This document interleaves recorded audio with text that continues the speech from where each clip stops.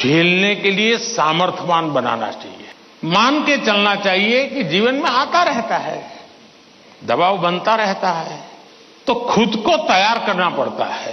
പൊതുപരീക്ഷയ്ക്ക് മുന്നോടിയായി വിദ്യാർത്ഥികളുടെ മാനസിക സമ്മർദ്ദവും പരീക്ഷാ പേടിയും പിരിമുറുക്കങ്ങളും അകറ്റുക എന്ന ലക്ഷ്യത്തോടെ കേന്ദ്രം സംഘടിപ്പിക്കുന്ന പരിപാടി. വിദ്യാർത്ഥികൾക്ക് പ്രധാനമന്ത്രിയുമായി നേരിട്ട് സംവദിക്കാൻ അവസരം.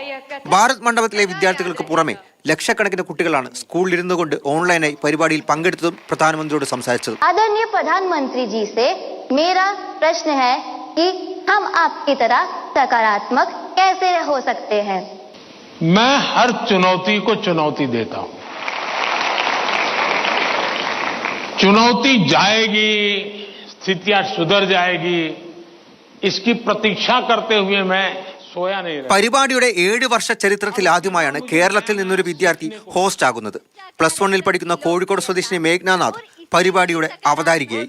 ഒപ്പം വാരണാസിയിൽ നിന്ന് മറ്റൊരു വിദ്യാർത്ഥി. माननीय मंत्री जी, आपका हार्दिक आभार. परीक्षा पे चर्चा कार्यक्रम की लोकप्रियता और इससे मिली सकारात्मक ऊर्जा ने 6 മുതൽ 12ാം ക്ലാസ് വരെയുള്ള വിദ്യാർത്ഥികൾ പങ്കെടുത്ത പരിപാടിയിൽ രക്ഷിതാക്കളുടെയും അധ്യാപകരുടെയും കുട്ടികളുടെയും സംശയങ്ങൾ ദൂരീകരിച്ചാണ് മുന്നോട്ട് പോയത്. കോഴിക്കോട് കേന്ദ്രീയ വിദ്യാലയത്തിലെ സ്വാതി ദിലീപ് ഉൾപ്പെടെയുള്ള കുട്ടികൾ ചോദ്യങ്ങൾ ചോദിക്കുകയും പ്രധാനമന്ത്രി മറുപടി നൽകുകയും ചെയ്തു. മാതൃഭൂമി ന്യൂസ്, ഡൽഹി.